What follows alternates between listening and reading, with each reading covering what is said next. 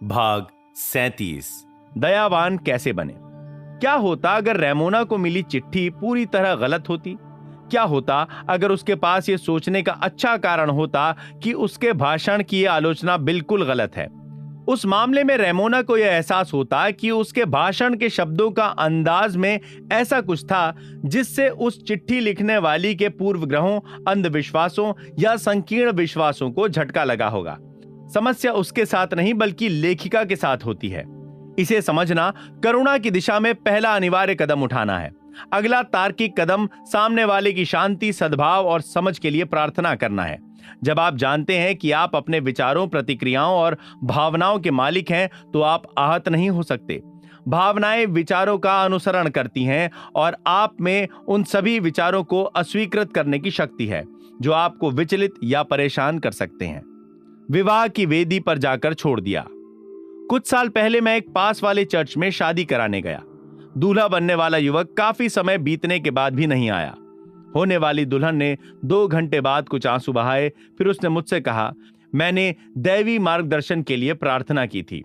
युवक का न आना शायद मेरी प्रार्थना का जवाब है, क्योंकि ईश्वर कभी गलत मार्गदर्शन नहीं देता है। उसकी प्रतिक्रिया ईश्वर और सभी अच्छी चीजों में अपनी आस्था को दोबारा व्यक्त करना था।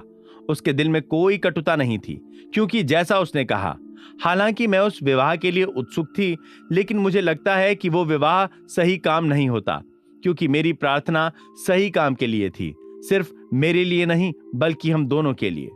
वो युवती एक ऐसे अनुभव से आसानी से बाहर निकल आई जिस पर कोई और व्यक्ति भावनात्मक हंगामा मचा देता। अपनी अवचेतन गहराइयों में मौजूद असीमित बुद्धिमत्ता के अनुकूल बने। उसके जवाब पर बिना किसी शंका के उसी प्रकार भरोसा करें जिस प्रकार आपको बचपन में माता पिता पर था। यही संतुलन और मानसिक व भावनात्मक स्वास्थ्य की राह है। विवाह करना गलत है, सेक्स दुष्ट है और मैं दुष्ट हूं। एक युवती मेरा व्याख्यान सुनने के बाद मेरे पास आई। उसने बताया कि उसका नाम कैरल था। मुझे उसकी पोशाक अजीब लगी। वो बहुत सादी काली पोशाक और काले मोजे पहने थी। उसका अंदाज भी सकुचाया हुआ लेकिन थोड़ा सतर्क था, जैसे उसे लग रहा हो कि उसके आसपास के लोग अचानक गलत व्यवहार करने लगेंगे। जल्दी ही कैरल मुझे अपने लालन पालन के बारे में बताने लगी। उसे उसकी मां ने पाला था, जिसने उसे विश्वास दिला दिया था कि नाचना, ताश खेलना, तैरना या पुरुषों के साथ घूमना फिरना पाप है। उसकी मां के अनुसार सभी मर्द बुरे होते हैं और सेक्स पाप है, जिसे शैतान प्रेरित करता है। अगर वो इन दैवी आदेशों का उल्लंघन करेगी, अगर वो इनका अक्षरशः पालन नहीं करेगी, तो वो अनंत काल तक नरक की आग में जलती रहेगी। जब कैरल अपने ऑफिस के युवकों के साथ घूमने जाती थी तो उसे गहरा अपराध बोध होता था। उसे लगता था कि ईश्वर उसे सजा देंगे। उसे एक युवक पसंद था जिसने उसके सामने विवाह का प्रस्ताव रखा, लेकिन उसने ठुकरा दिया। जैसा कि उसने मुझसे कहा, विवाह करना गलत है, सेक्स बुरा है और मैं बुरी हूं। ये वो नहीं, उसकी मां की कंडीशनिंग बोल रही थी। स्पष्ट है उस युवती को अपराध बोध हुआ। उसे कैसे नहीं होता? उसके लिए मां के विश्वासों के साथ जीना असंभव था। इस विचार से बचना असंभव था कि उन विश्वासों में कुछ गड़बड़ थी। जो जीवन सिद्धांत हम सभी में प्रवाहित होता है, वो अपनी पहचान और अभिव्यक्ति के लिए जूझ रहा था। मैंने कैरल को सुझाव दिया कि वो अपने आप को क्षमा करना सीखे। क्षमा करने का अर्थ है किसी चीज के लिए कुछ छोड़ना। जीवन की सच्चाइयों और अपने नए आकलन को पाने के लिए उसे सारे झूठे विश्वास छोड़ने होंगे। 2.5 महीने तक कैरल मेरे पास सप्ताह में 1 बार आती रही। मैंने उसे चेतन और अवचेतन मन की कार्यविधि के बारे में वो सब सिखाया जो मैंने इस पुस्तक में बताया है। जब वो धीरे धीरे समझ गई कि अज्ञानी, अंधविश्वासी, कट्टर और कुंठित मां ने उसे गलत विचार दिए हैं, सम्मोहित किया है और कंडीशन किया है, तो वो अद्भुत जीवन जीने लगी। मेरे सुझाव पर कैरल अधिक आकर्षक कपड़े पहनने लगी। अपने हुलिये में आमूल चूल परिवर्तन करने के लिए वो एक फैशनेबल स्टोर के कॉस्मेटिक सेक्शन में गई। उसने नाचना और कार चलाना सीखा। उसने तैरना, ताश खेलना और युवकों के संग बातचीत करना सीखा। वो अपने परिवार से पूरी तरह अलग हो गई और जीवन को प्रेम करने तथा महत्व देने लगी। अपनी आंतरिक प्रकृति को जानने के बाद कैरल आदर्श जीवन साथी के लिए प्रार्थना करने लगी। वो ये दावा करने लगी कि असीमित बुद्धिमत्ता उसकी ओर ऐसे व्यक्ति को आकर्षित करेगी जो पूरी तरह उसके साथ सामंजस्य में होगा। एक शाम जब वो मेरे ऑफिस से निकल रही थी तो एक व्यक्ति मुझसे मिलने का इंतजार कर रहा था। मैंने उन दोनों का परिचय करवा दिया। 6 महीने बाद उन दोनों ने शादी कर ली। वे अब भी शादीशुदा हैं और एक दूसरे के साथ बहुत खुश हैं।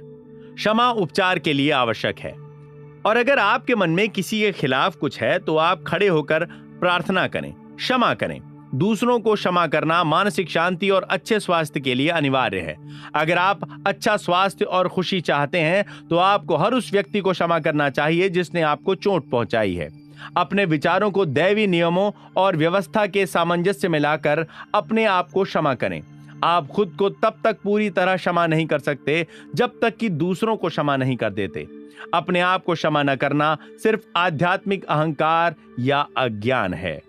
आज की मनोदैहिक चिकित्सा में इस बात पर लगातार जोर दिया जा रहा है कि द्वेष, दूसरों की आलोचना, पश्चाताप और शत्रुता कई रोगों के कारण है, जिनमें आर्थराइटिस से लेकर हृदय रोग तक शामिल है। इन नकारात्मक भावनाओं से उत्पन्न तनाव सीधे शरीर के प्रतिरोधक तंत्र को प्रभावित करता है, जिससे आप संक्रमण और रोग का शिकार हो सकते हैं। तनाव संबंधी विकारों के विशेषज्ञ बताते हैं कि दुर्व्यवहार के शिकार, धोखा खा चुके या आहत लोग अक्सर प्रतिक्रिया करते हुए द्वेष और नफरत पाल लेते हैं। यह प्रतिक्रिया उनके अवचेतन मन में गहरा घाव उत्पन्न कर देती है, जो लगातार क्लेश पैदा करता है। सिर्फ एक ही इलाज है, उन्हें अपनी चोट को काटकर हटाना होगा, और इसका एकमात्र अचूक तरीका है क्षमा। क्षमा सक्रिय प्रेम है। क्षमा की कला में अनिवार्य तत्व क्षमा करने की इच्छा होना है। अगर आप सच्चे दिल से किसी को क्षमा करने की इच्छा करते हैं तो आपने आधी बाधा पार कर ली है। स्पष्ट है, आप जानते हैं कि किसी को क्षमा करने का यह मतलब नहीं है कि आप उसे पसंद करते हैं या उसके साथ संबंध बढ़ाना चाहते हैं। आप किसी को पसंद करने के लिए बाध्य नहीं हैं। यह तो ऐसा ही होगा जैसे सरकार सद्भाव, प्रेम, शांति या सहिष्णुता के बारे में कानून बनाने की कोशिश करे। आप किसी व्यक्ति को सिर्फ इसलिए पसंद नहीं करते क्योंकि कोई आपको ऐसा करने का आदेश देता है। यह महत्वपूर्ण बात है कि हम लोगों को पसंद किए बिना उनसे प्रेम कर सकते हैं। बाइबल कहती है, एक दूसरे से प्रेम करो। यह पहली नजर में असंभव लग सकता है, लेकिन यह काम कोई भी कर सकता है, बशर्ते वो इसे सचमुच करना चाहे। प्रेम का मतलब यह है कि आप सामने वाले के लिए स्वास्थ्य, प्रसन्नता, शांति, सुख और जीवन की सभी नियामतों की कामना करें। सिर्फ एक ही शर्त है, और वो है ईमानदारी। आप क्षमा करते समय दरअसल उदार नहीं बल्कि स्वार्थी होते हैं, क्योंकि आप दूसरों के लिए जो कामना करते हैं वास्तव में वो अपने लिए कर रहे हैं। इसका कारण यह है कि आप ही इसे सोचते और महसूस करते हैं। जैसा आप सोचते और महसूस करते हैं वैसा ही आप बन जाते हैं। क्या इससे सरल कोई चीज हो सकती है? क्षमा की तकनीक। क्षमा करने की एक सरल लेकिन कारगर विधि है। इसका अभ्यास करने पर यह आपके जीवन में चमत्कार कर देगी। अपने दिमाग को शांत कर लें, शिथिल हो जाएं और मुक्त हो जाएं। ईश्वर के बारे में, अपने प्रति उसके प्रेम के बारे में सोचें और फिर सकारात्मक घोषणा करें। मैं पूरी तरह से आहत करने वाले को क्षमा करता हूं।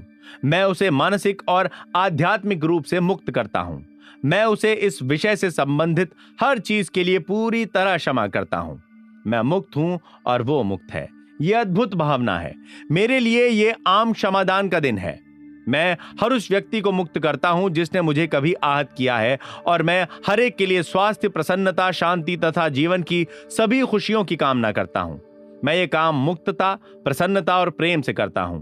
जब भी मेरे मन में अपने को आहत करने वालों के बारे में विचार आता है तो मैं कहता हूं, मैंने आपको मुक्त कर दिया है और जीवन की सभी खुशियां आपको मिलें। मैं आजाद हूं और वे भी आजाद हैं। ये अद्भुत है। सच्ची क्षमा का महान रहस्य यह है कि जब आप एक बार व्यक्ति को क्षमा कर दें तो प्रार्थना को दोहराना अनावश्यक है।